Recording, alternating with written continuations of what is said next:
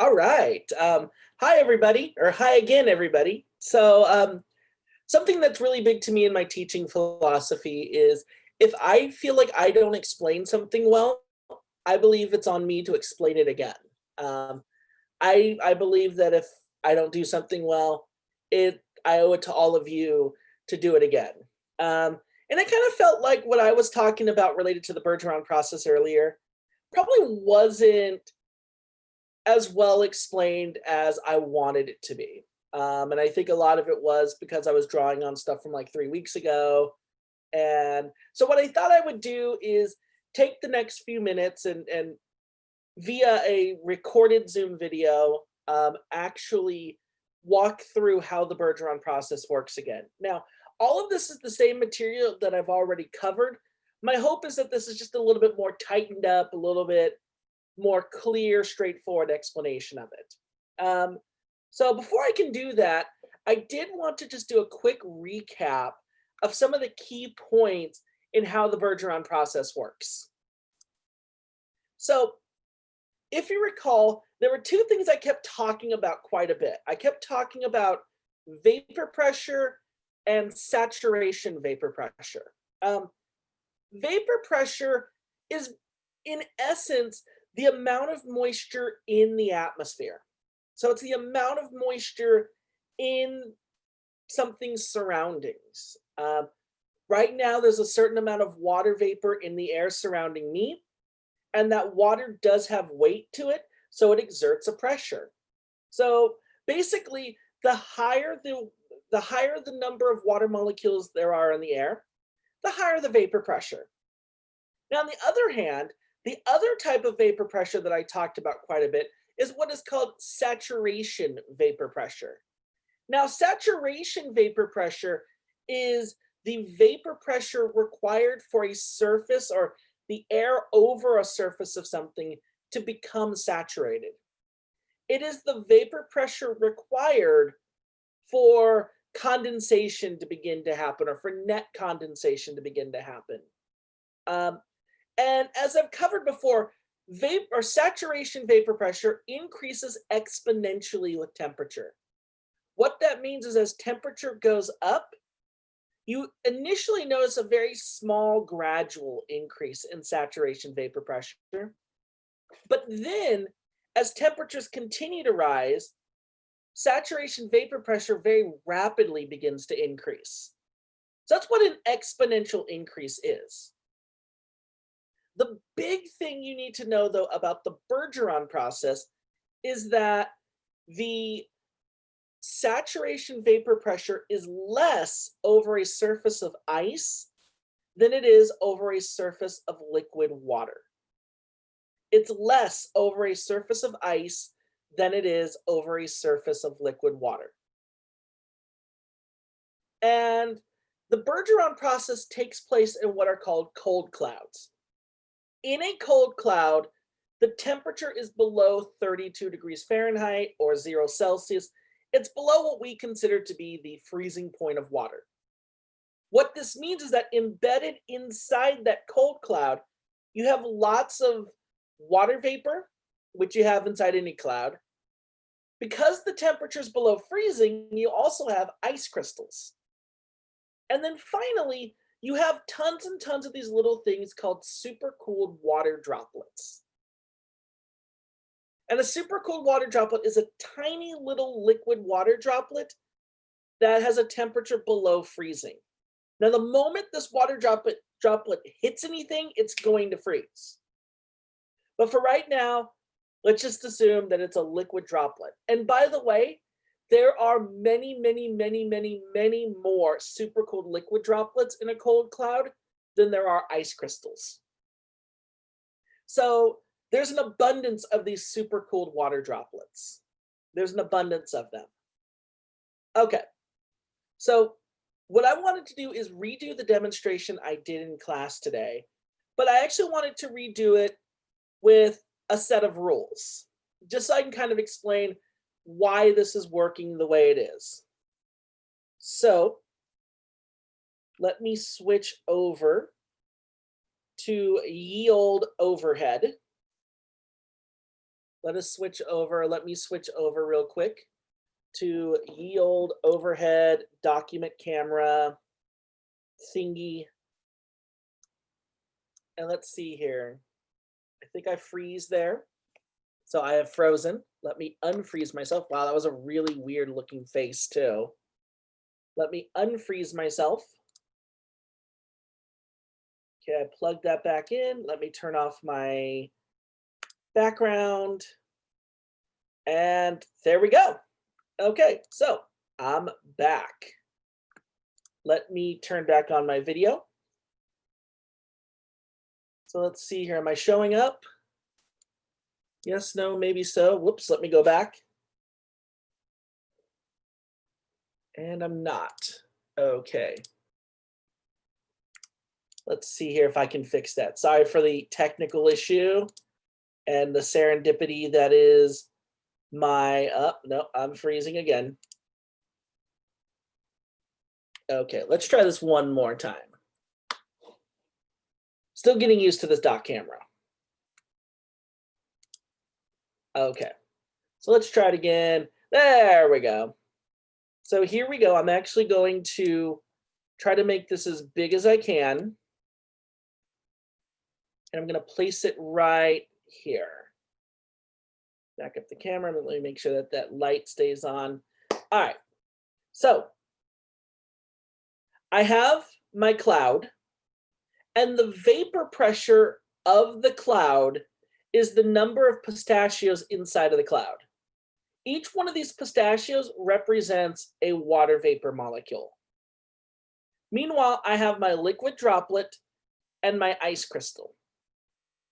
So saturation vapor pressure is measured in millibars. It's a pretty complex number that depends on the temperature of something and depends on a lot of different factors, how high up you are, and so on.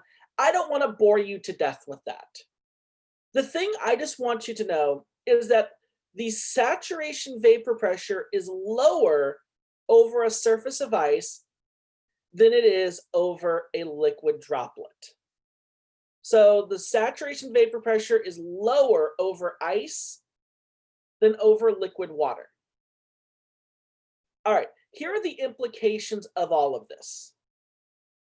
When the vapor pressure, that's the number of molecules, number of water vapor molecules in the air, when the vapor pressure is less than the saturation vapor pressure, we end up getting evaporation. What that means is that water molecules evaporate from our two objects, our ice crystal and our liquid droplet, until the air becomes saturated. On the other hand, if the vapor pressure is greater than the saturation vapor pressure of either the ice crystal or the liquid droplet, then excess moisture would actually condense back down onto our ice crystal and our liquid droplet. Because the ice crystal has a lower saturation vapor pressure, the number of water molecules in the cloud needs to be less for the ice crystal to grow than it does for the liquid droplet to grow. So let me start right now with this particular setup. So I have my liquid droplet, and my liquid droplet has a saturation vapor pressure of 10, meaning there need to be 10 water vapor molecules in my cloud, 10 pistachios, in order for the air to be saturated. If there are more than 10, I'm going to add a molecule to my droplet. If there are less than 10, I'm going to take a molecule from my droplet and put it into the cloud. Okay, so right now there are 1, 2, 3, 4, 5, 6, 7, 8, 9, 10, 11, 12, 13 water molecules in my cloud. So right now my vapor pressure is 13. My vapor pressure is 13. because that number is higher than my droplet's SVP of 10, I'm going to take one excess molecule and add it to my water droplet. Now let's look at the ice. So for the ice, the SVP is 9. What that means is that if I have more than 9 in the cloud, I'm going to take one and give it to the ice crystal. If I have less than 9, I'm going to take one from the ice crystal and give it to the cloud. Take it from the ice crystal and give it to the cloud. Okay, so I currently have 1, 2, 3, 4, 5, 6, 7, 8, 9, 10, 11, 12 water vapor molecules inside my cloud. The SVP for ice is 9, so I have more than 9 in here. So I'm going to take one and give it to my ice crystal. Then what I'm going to do is I'm going to go back to my droplet and do the same thing. So the saturation vapor pressure for my droplet is 10. There are currently 1, 2, 3, 4, 5, 6, 7, 8, 9, 10, 11 water vapor molecules inside my cloud. So there's more than 10. So I'm going to take one, give it to my droplet. Now I'm going to go back over to my ice crystal. My ice crystal needs to have 9 in the cloud. There are currently 1, 2, 3, 4, 5, 6, 7, 8, 9, 10. So there's more than 9. So I'm going to take an excess water molecule, give it to my ice crystal. Now here is where things get interesting.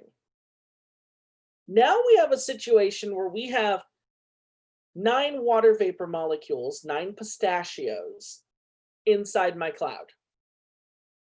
So I've got 9 in here. For my droplet, the saturation vapor pressure is 10. So the droplet needs there to be 10 in the cloud, but there's only 9. So what the droplet does is it gives one to the cloud, and now the cloud has 10. So now the droplet, the air over the droplet is saturated, the droplet is happy. Let's go to the ice crystal.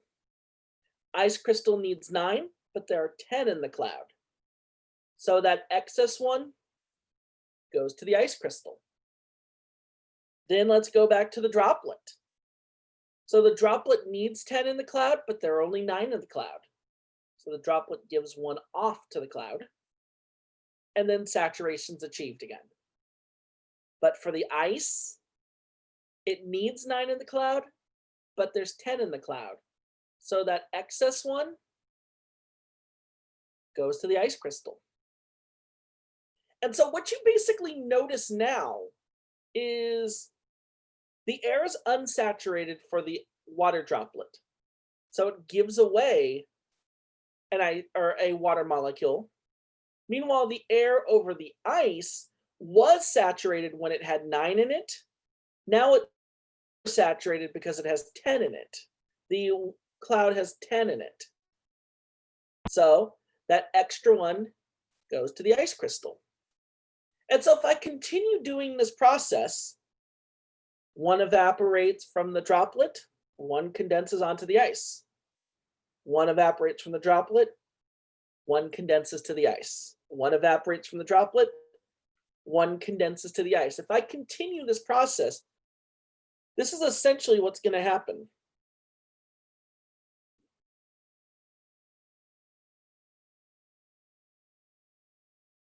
Wish I had like a little fast forward that I could just do this for, but so it has 9. The droplet gives up 1, so now it has 10. But that's 1 more than the ice crystal needs it to have, so the ice crystal takes 1 from it. Now it's 9 again. Droplet has to give up 1. Ice crystal takes that excess 1. Then the droplet has to give up another 1. Ice crystal takes the excess 1. Droplet has to give up another 1. Ice crystal takes the excess 1. And you can see where this is going.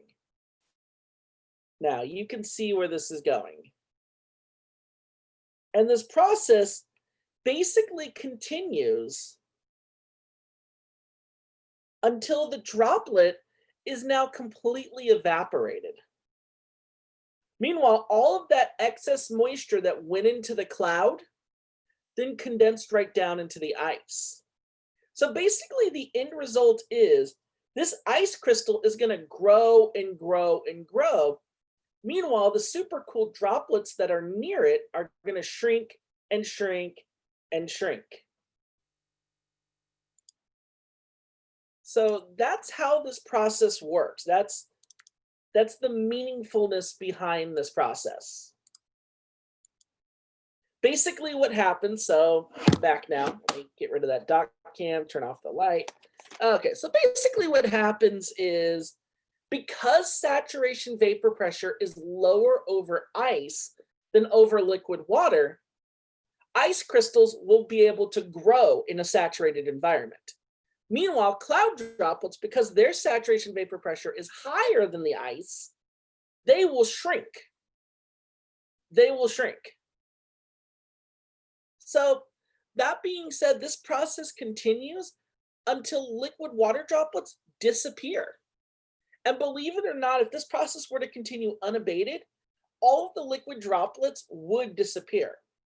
What's actually interesting is once the temperature inside the cloud gets to such a low point, I'm talking -40, -45, -50, -55 in Fahrenheit. Once it gets to those temperatures, the number of supercooled droplets in the cloud begins to drop substantially. As a result, there's not as much food for ice to grow. And so what happens is the colder the temperature gets, the smaller the ice crystals become, and the fewer of them there are.